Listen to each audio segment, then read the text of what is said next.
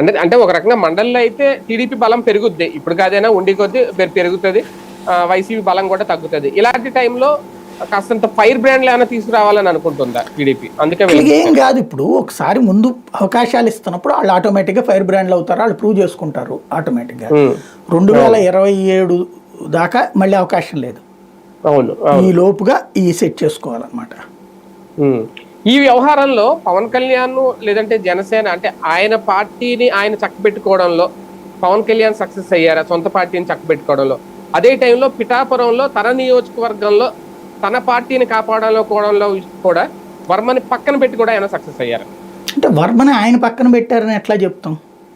Varma Telugu Desam candidate, Telugu Desam ఆయన పెట్టకపోయినా కూటమి పక్కన పట్టడంలో ఆయన ఎట్లా అంటాడు? ఆయనకేం పని? ఆయన ఏమన్నా వర్మ ఏమన్నా పవన్ కళ్యాణ్కి పెద్ద పోటీదారా?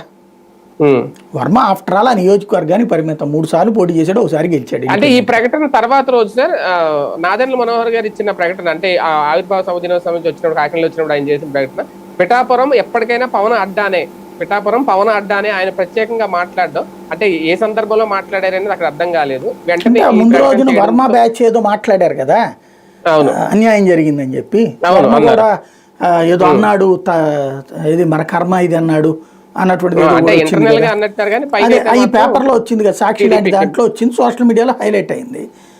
దానికి సమాధానంగా ఈయన చెప్పుకొచ్చింది, ఆయన మనల్ని గెలిపించేది ఏంది, వాళ్ళు ఈవెన్ లెక్క కూడా చెప్తున్నారు కదా. మొదట ఏదో పార్టీ తరపున పోటీ చేశాడు, తెలుగుదేశం తరపున అనుకుంటా, ఓసారి ఓడిపోయిన తర్వాత రెండోసారి టికెట్ ఇవ్వలేదు, వేరే వాళ్ళకి టికెట్ ఇచ్చారని చెప్పి ఈయన ఇండిపెండెంట్ గా పోటీ చేశాడు కదా, చేస్తే అప్పుడు గెలిచాడు.